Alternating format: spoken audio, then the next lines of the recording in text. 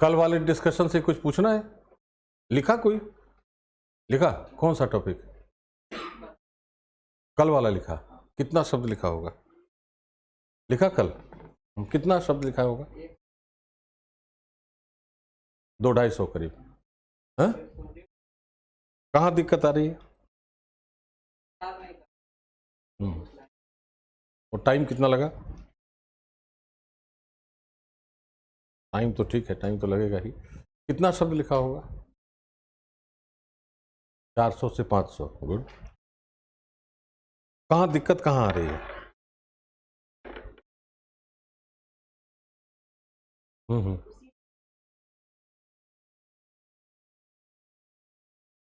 Expand नहीं हो रहा है। अच्छा, एक्सपेंशन का एक सबसे अच्छा तरीका क्या है कि जैसे जो कीवर्ड्स यूज करते हैं ना हम जहाँ पर भी, जैसे मान लिया लिखा कि नवाचार है, नवोन्मेष, इनोवेशन है, उस शब्द को एक्सप्लेन कर देना है। अगर यह लिखा कि महिला का सशक्तिकरण है, तो महिला सशक्तिकरण को एक्सप्लेन कर देना एक पैराग्राफ में। जितने कीवर्ड्स जहाँ जहाँ आते हैं लिखने में, मान लिया 400 वर्ड अगर लिखा तो उसमें हो सकता है 10 ऐसा कीवर्ड आया होगा, तो उस 10 को एक एक पैराग्राफ में एक्सप्लेन कर देना है, तो अपने आप एक्सपैंड हो जाएगा। सबसे आसान तरीका है। उसका फायदा यह होता है कि स्कैटर नहीं होगा। जैसे महिला सशक्तिकरण जहाँ शब्द आया, अब उसके बाद एक पैराग्राफ अगर मैंने उसको एक्सप्लेन कर दिया है तो वो फ्लो बना रहेगा राइटिंग का, टूटेगा नहीं हुआ। अलग से कोई मटेरियल अगर डालेंगे ना तो लिंक टूट जाएगा उसका, ये खतरा है उसमें। बाहर से इनपुट डालने का खतरा है। वह तो जो इनपुट मैंने डाला है उसमें वो पहले सोच लेना है कि मुझे ऐसी ऐसी बात लिखनी है, और उसके हिसाब से उसमें कीवर्ड जहाँ जहाँ कीवर्ड आएगा ये मान के चलना है कि पढ़ने वाले को कुछ नहीं आता। जैसे हम एक्सप्लेन तभी नहीं करते हैं जब मुझे पता है कि महिला सशक्तिकरण क्या है, मैं जानता हूं, तो मैंने समझ लिया कि जो पढ़ने वाला उसको तो समझ में आता ही होगा ना।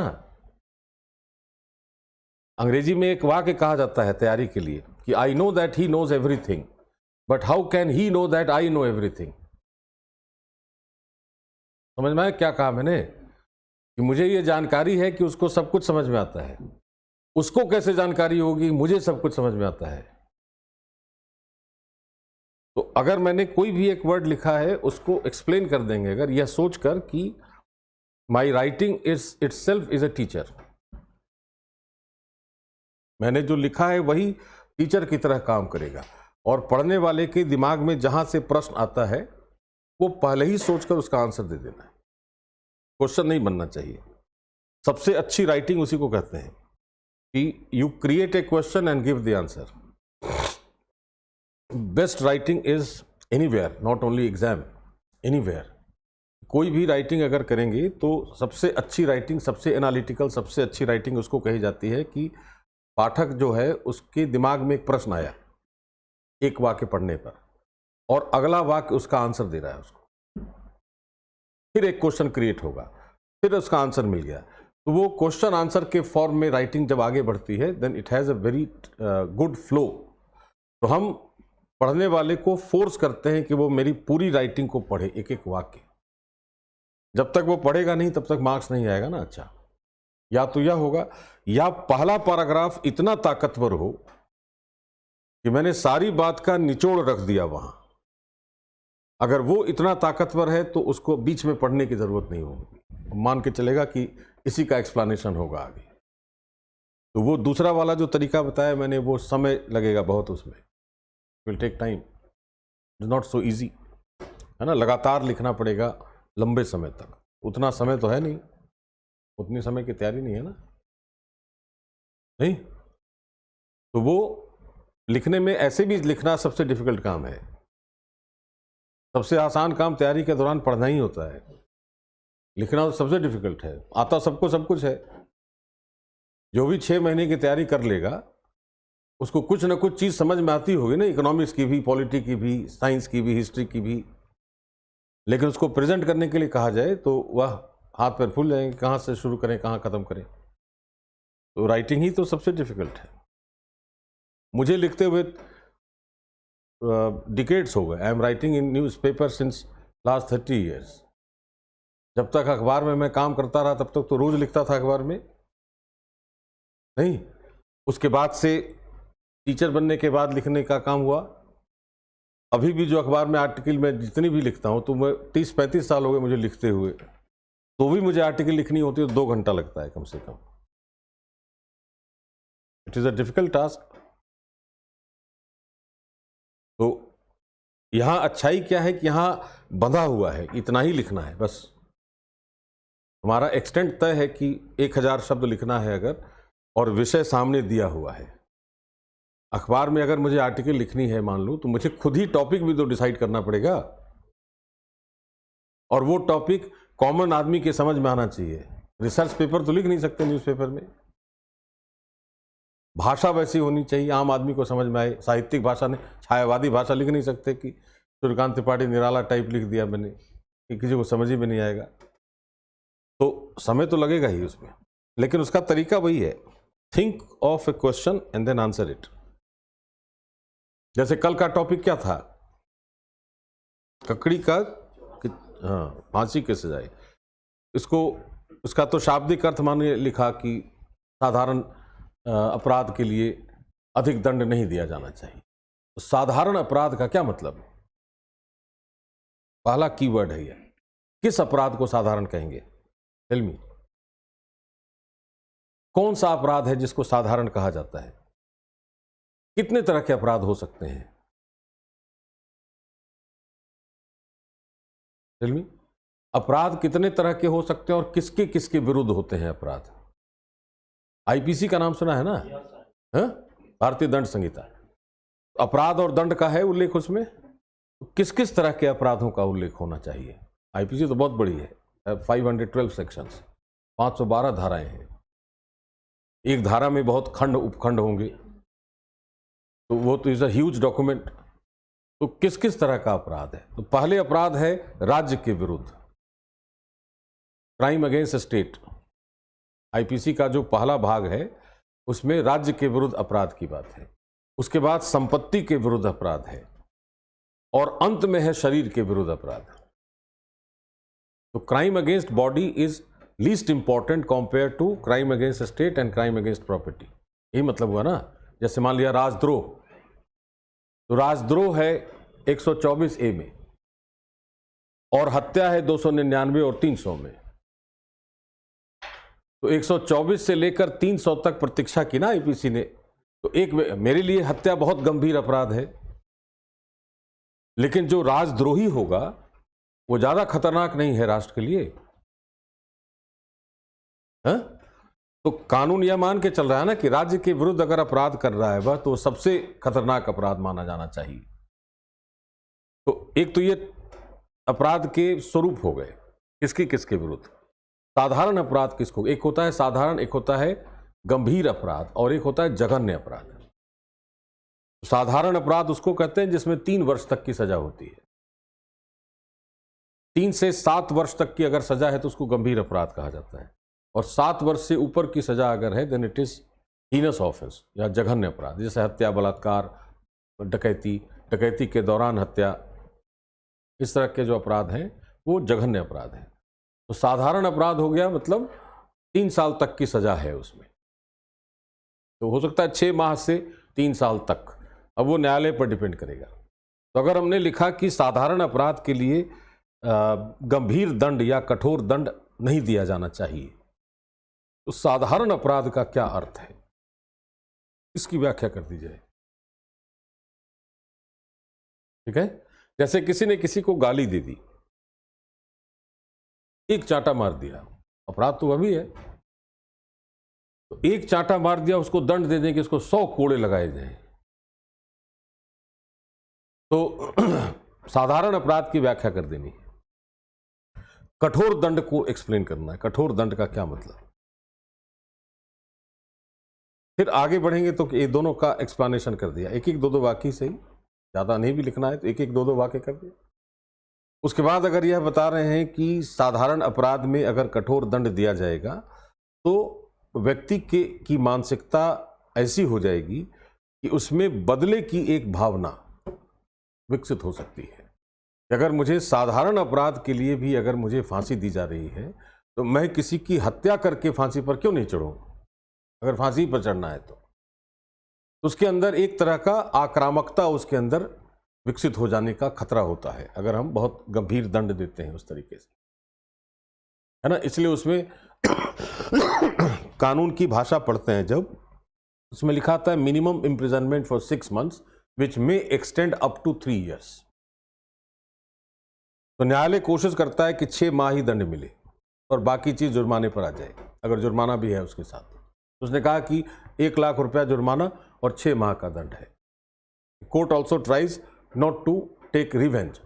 न्यायालय का काम बदला लेना नहीं है ना, लेकिन अगर उसको लग रहा है कि नहीं इस व्यक्ति को कम से कम 3 साल का तो दंड मिलना ही चाहिए, तभी वो 3 साल तक बढ़ेगा। ठीक है, रीजन क्या है?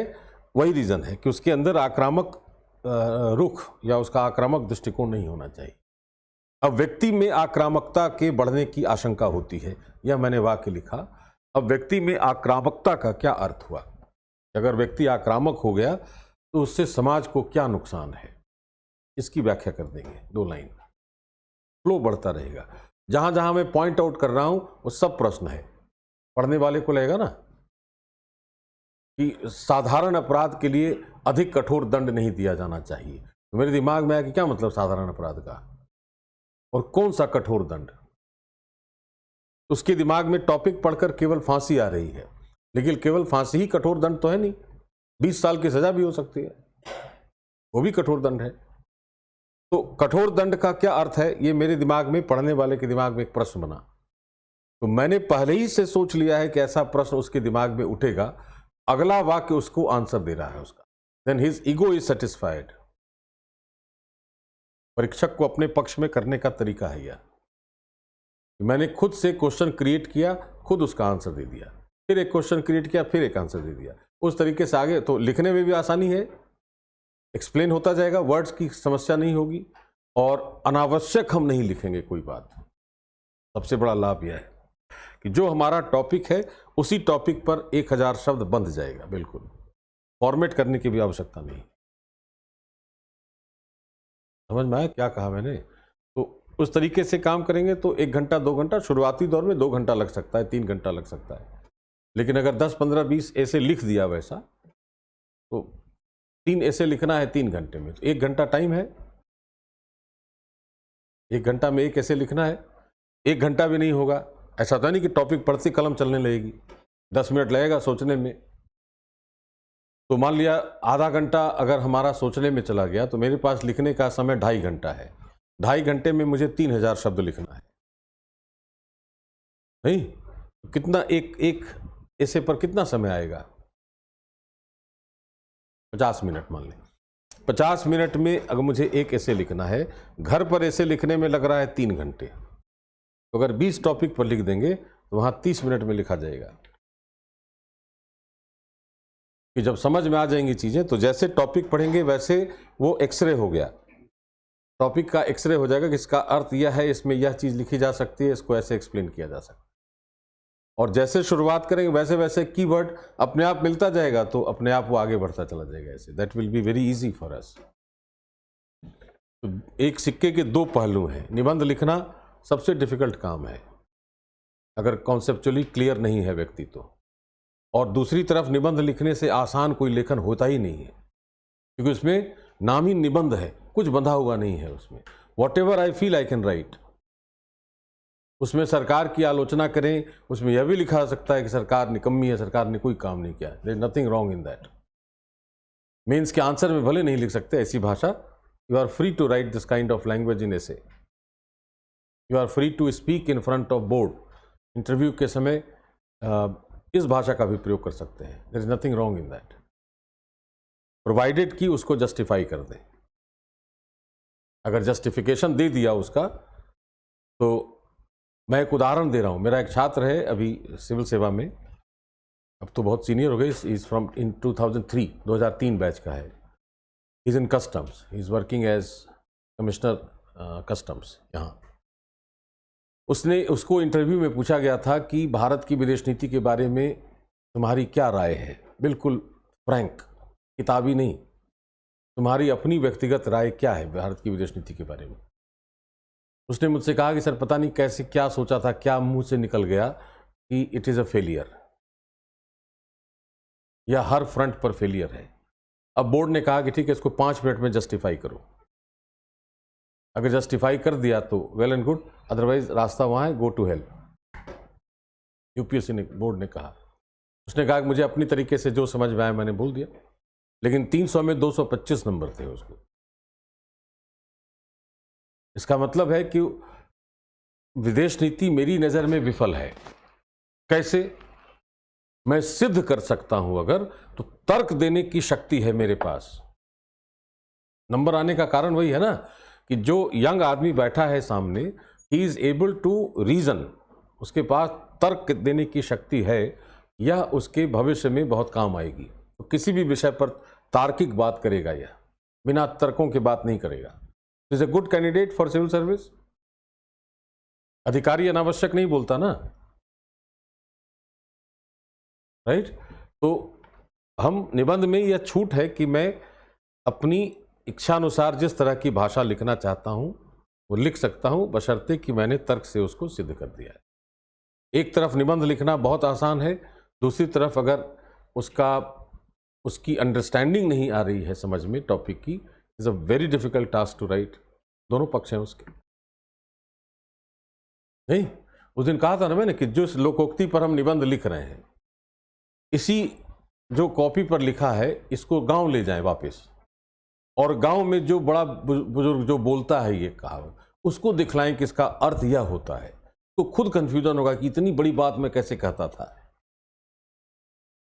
उसके लिए तो बहुत साधारण सा वाक्य है ना, रोजमर्रा की जिंदगी में वो बोलता है वह, उसको बताया जाए कि इसका ये महिला सशक्तिकरण से जुड़ता है, ये अर्थव्यवस्था से जुड़ता है, ये राज व्यवस्था, ये प्रशासन से जुड़ता है, और इसका गूढ़ अर्थ यह है। He himself will be confuse कि ये क्या है, ये कि मैंने तो ऐसा सोचा ही नहीं था कि ऐसा भी होता होगा, इतना भी गंभीर अर्थ है इसका। होगा नहीं होगा ऐसा? तो धीरे धीरे वो प्रैक्टिस में लाने की जरूरत है। आज का टॉपिक क्या था हम लोगों का? कोयला से हीरा, कीचड़ से फूल। कल बताया था मैंने, कुछ डिस्कस किया था। एक शब्द होता है हिंदी में अद्भुत। क्या मतलब होता है इसका? एक होता है नवाचारी, इनोवेटिव या रचनात्मक, क्रिएटिव कहते हैं उसको, और एक होता है अद्भुत। क्या मतलब हुआ इसका? जैसे एक उदाहरण के तौर पर इसको समझें कि भारत में आर्किटेक्चरली, वास्तुकला की दृष्टि से ताजमहल एक अद्भुत संरचना है। ठीक, it is one of the wonders of the world, है ना? दुनिया के आश्चर्यजनक चीजों में शामिल है ना ताजमहल एक। या लीनिंग टावर ऑफ पीसा, पीसा का जो टावर है झुका हुआ वह, राइट? या इजिप्शियन पिरामिड्स, मिस्र के जो पिरामिड हैं, सब वंडर्स ऑफ वर्ल्ड है। तो कहा जाए कि जो आश्चर्यजनक जो चीजें हैं वो अद्भुत संरचनाएं हैं। क्या मतलब इसका?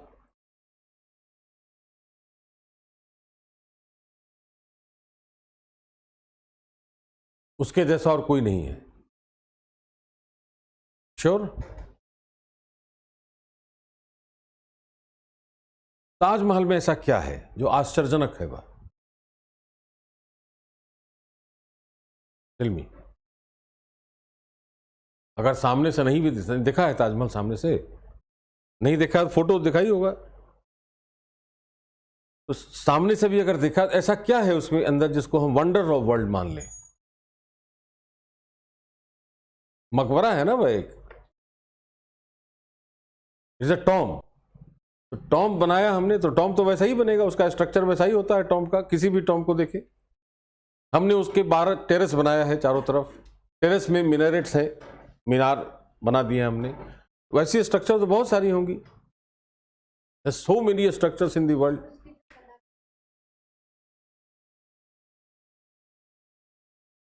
क्या है अलग, क्या ऐसा है उसके अंदर?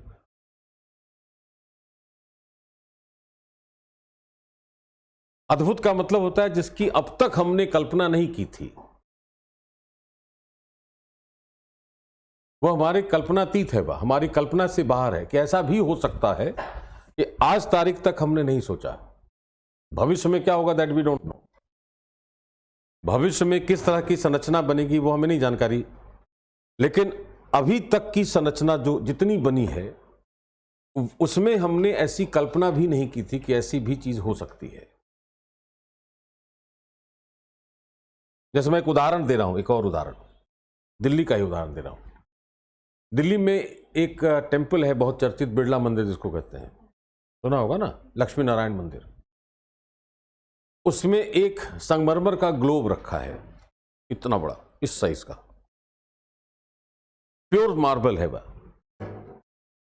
और उस पर जो चीज बनाई गई है, मैप जो बना है ग्लोब पर, वो कार्विंग है मार्बल पर ही, और मार्बल पर ही कार्व करके लिखा गया है स्थानों को। और जो ग्लोब पर अगर देखें, ग्लोब पर तो बहुत छोटी छोटी चीजें होती है ना, मैप तो है नहीं बड़ा। ग्लोब पर अगर हम मान लिया रिवर को दर्शा रहे हैं, कितनी पतली रेखा होगी वह मैप में, उस तरह की कार्विंग भी है वह। You will be shocked to see कि ये कैसे बनाया गया होगा, और बिल्कुल क्लियर है।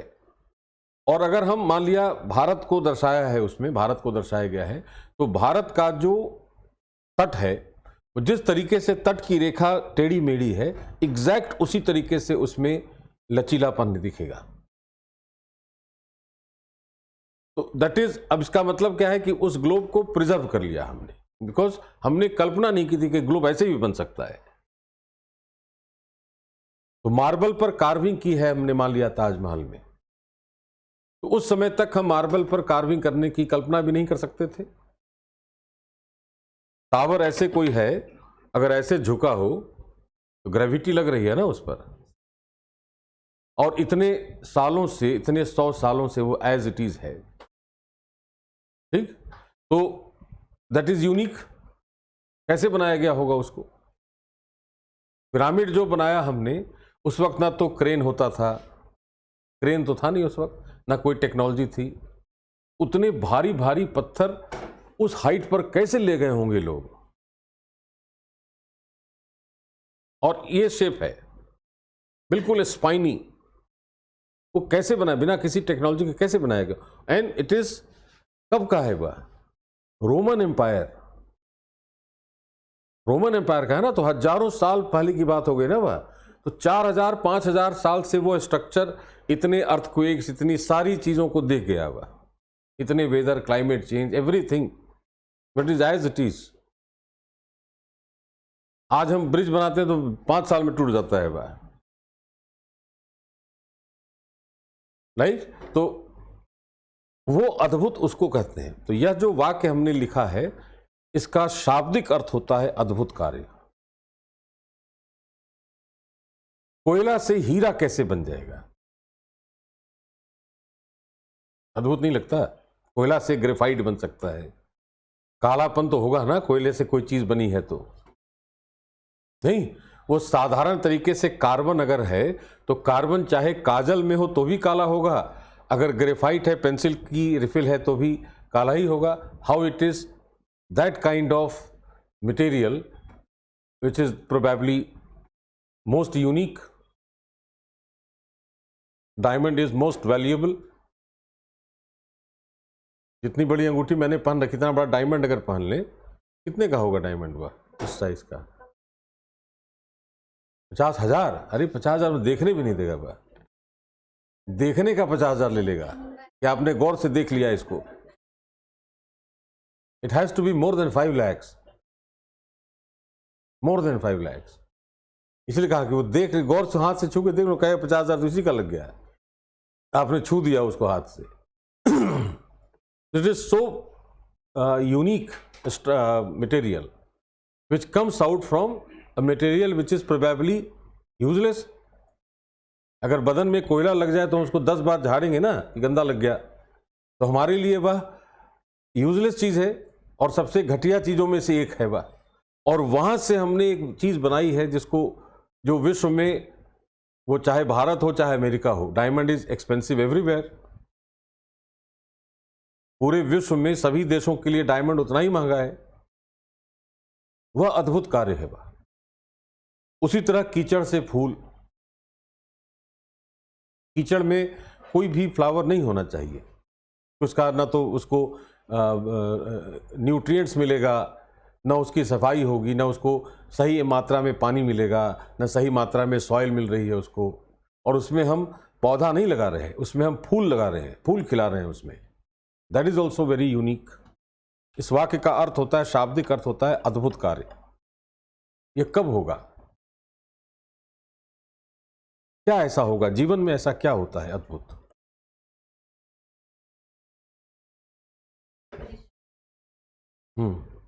क्या संकेत देना चाह रहा है यह? धैर्य से, धैर्य तो है ही, और इसके अलावा धैर्य रखना पड़ेगा। इसके अलावा क्या होगा? और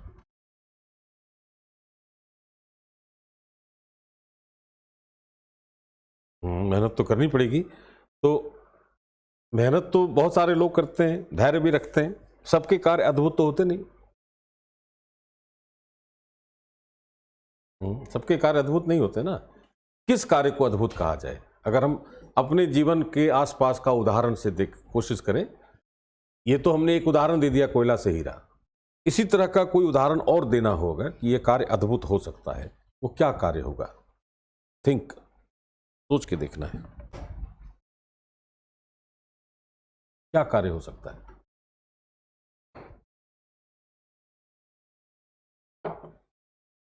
अभी तक अपने लेवल से कोई कार्य किया जो खुद में अद्भुत लगता हो कि ऐसे कैसे कर दिया मैंने? नहीं, अभी तक ऐसा कुछ नहीं किया है। अभी तक उल्टा होता होगा। अभी माता पिता को तो ये क्या कर रहे हो, अभी तक उल्टा होता होगा। नहीं। क्या हो सकता है कार्य अद्भुत, क्या हो सकता है? थिंक। कल मैं अपने जिस छात्र का उदाहरण दिया था वो अद्भुत है उसका कार्य? है ना, दशरथ मांझी। नाम सुना दशरथ मांझी का? That was most unique, beyond imagination. अगर आज हम डायनामाइट लगा के पहाड़ तोड़ने की कोशिश करें तो भी उसमें 2-3 महीना लगेगा उसको रास्ता बनाने में, नहीं लगेगा? सारी टेक्नोलॉजी, सारा कुछ यूज कर दे, सारे इन्वायरमेंटलिस्ट और जियोलॉजिस्ट सब रहेंगे ना वहां, तो भी वह देख के लगेगा कि नहीं, it is very very difficult task. पहाड़ी देख ही कर लेगा कि इसमें सुरंग बनाना हो अगर, तो कितना समय लगता है। और अगर कोई कहे, किसी विदेशी को कहे कि एक व्यक्ति ने यह रास्ता बनाया था, वो मान ही नहीं सकता, हो ही नहीं सकता ये। अगर किसी टूरिस्ट को कहा जाए कि जिस रास्ते पर से आप क्रॉस कर रहे हैं, ये पूरी पहाड़ी थी, इसको एक व्यक्ति ने अपने हाथ से काट कर रास्ता बनाया है, भले वो सड़क नहीं है, पथरीला रास्ता है, तो उसका रिएक्शन क्या होगा? It is not possible for a man, किसी एक व्यक्ति के लिए संभव ही नहीं हो सकता। ये निश्चित रूप से झूठ है, राइट? वह एक अद्भुत कार्य है। और कीचड़ से फूल का ये भी उदाहरण दे सकते हैं। कीचड़ से फूल है तो उसमें भी उदाहरण देंगे। दोनों तो अद्भुत ही है, एक तरफ कोयला से हीरा, दूसरी तरफ कीचड़ से फूल। अब ये अद्भुत कार्य कब हो सकता है? What is the basic requirement? किसी भी व्यक्ति द्वारा कोई कार्य अद्भुत किया जाए तो वो कब हो सकता है? एक तो गुण चाहिए, उसके पास धैर्य होना चाहिए। दूसरा, आवश्यकता होनी चाहिए, ठीक, और अपनी क्षमताओं का ज्ञान होना चाहिए कि मैं क्या कर सकता हूं, है ना? इसके अलावा क्रिएटिविटी भी होनी चाहिए, रचनात्मकता भी होनी चाहिए, कुछ नई चीज करने के प्रति उसका दृष्टिकोण होना चाहिए कि I must do something new. नहीं, जैसे अगर न्यूटन के सर पर सेब गिरा तो न्यूटन ने ग्रेविटेशन निकाल दिया, भारतीय पर गिरता वो खा गया होता। भारतीय के सर पर गिरा होगा, उसके पहले गिरा होगा ना किसी के सर पर, तो वो खुश होगा, अरे वो भगवान ही ने गिरा दिया एक से, तो खाने के लिए पर्याप्त, तो इमीडिएटली उठा के खा गया होगा। न्यूटन के अंदर वो क्रिएटिविटी थी, तो he has given A theory which is still relevant. तो क्रिएटिविटी का होना अनिवार्य है नई चीज बनाने की। एक थिंकर है मैक्स वेबर, अगर नाम कभी सुना है मैक्स वेबर का। वेबर ने एक बहुत अच्छी चीज कही है, हालांकि उन्होंने कहा है राजनीति और प्रशासन के संदर्भ में।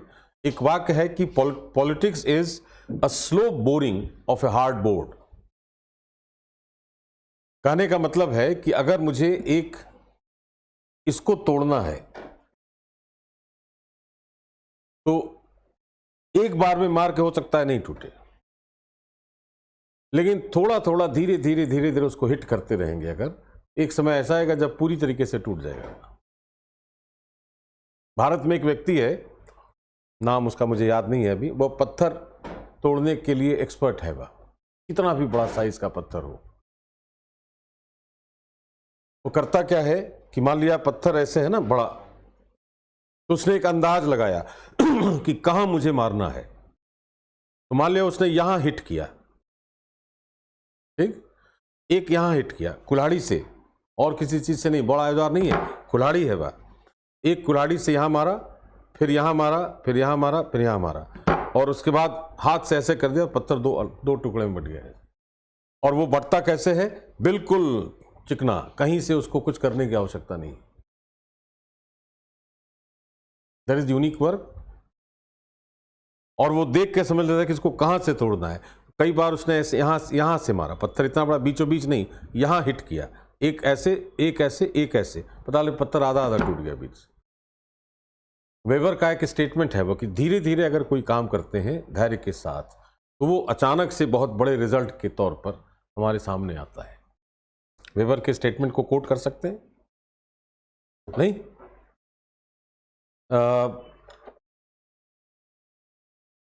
वेबर के इस स्टेटमेंट को इस रूप में देख सकते हैं कि अगर मानव ने कुछ ऐसी चीजों पर ध्यान केंद्रित नहीं किया होगा जो उस वक्त उसके लिए असंभव लगता था, तो मानव का विकास नहीं होता। आया समझ में? नहीं आया?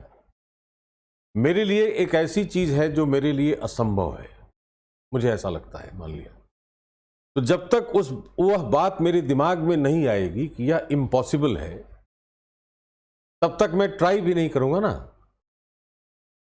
अगर मुझे लगता है कि नहीं मेरे वश में तो हो ही नहीं सकता, ये नहीं हो सकता मुझसे, तो एक बार मैं कोशिश, फिर एक बार लेगा, अच्छा एक बार ट्राई करके देखता हूं होगा या नहीं होगा।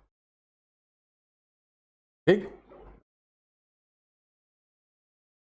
एक छात्र है बहुत अच्छा, उसका नाम है Rahul, is an IAS officer presently in Bihar cadre. Bihar में नौकरी मिल जाएगी अगर SDM DSP बन के, तो मुलाकात हो ही जाएगी। By the time he will be quite senior. He is presently director, एक जीविका मिशन चलता है बिहार में, और मनरेगा तो है ही, is project director of JEEViKA, and he was 36th ranker. न तो वह कभी स्कूल गया formal, passed his school open schooling, college university से ओपन यूनिवर्सिटी से, और ऐसे जगह को बिलोंग करता है वो जहां उसके आसपास का कोई भी व्यक्ति सरकारी सेवा में नहीं था, IAS तो छोड़ ही दे।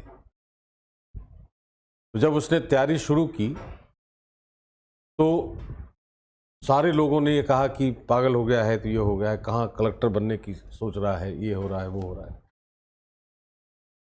ठीक है। जब वो दिल्ली आया तो probably that was his first time in his life when he entered Delhi, and he was totally confused कि क्या करें, कहाँ जाएं, कैसे करें। धीरे धीरे सेटल हुआ। ही केम इन जनवरी, मई में अपियर हुआ प्रीलिम्स में। उसकी उम्र थी 21 वर्ष, exact 21 years. In first attempt he became IPS, पहला job IP Bihar cadre, joint training, अगले साल ही बिकेम IAS ऑफिसर। पहले साल में फर्स्ट अटेम्प्ट में आई थिंक ही वॉज 110 और 115 रैंक था, और दूसरी बार में 36वां। और इंटरव्यू देकर जब आया जब मुझसे बात हुई उसकी, तो उसने कहा कि सर इस बार मुझे 50 के अंदर आने से कोई रोक नहीं सकता, my rank has to be between 1 and 50, right.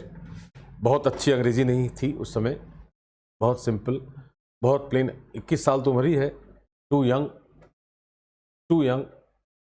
And is one of the most favourite IAS officers of present government. एक ऐसा अधिकारी जो लगातार कलेक्टर बना रहा 12-13 साल शुरुआती, जिस दिन से पोस्टिंग हुई, was district magistrate Gopalganj, was district magistrate Purnia, was district magistrate Begusarai, continuously. बीच में सरकार भी बदली ना बिहार में, तो भी कोई फर्क नहीं पड़ा। तो उससे बहुत सारे लोगों ने यह पूछा कि ये कैसे किया। इट वॉज, चूंकि ऐसी भी फैमिली नहीं है कि बहुत वेल टू डू फैमिली है, बहुत पैसे वाला परिवार है, वो भी नहीं, गांव का परिवार है, कोई ऐसा एक्सपोजर नहीं है, कोई ऐसी चीज़ नहीं थी जिसको देख के ऐसा लगे कि कोई मोटिवेशन हो रहा है। अब उसने तो मोटिवेट कर दिया अपने पूरे क्षेत्र को कि कलेक्टर बनने के बाद तो बहुत सारे मोटिवेशन हो गए, उसके लिए तो कोई मोटिवेशन नहीं था। उसने कहा कि एक ही चीज़ थी सर, कि मैंने तय किया था कि मुझे IAS बनना है, अब चाहे जैसे बनूं,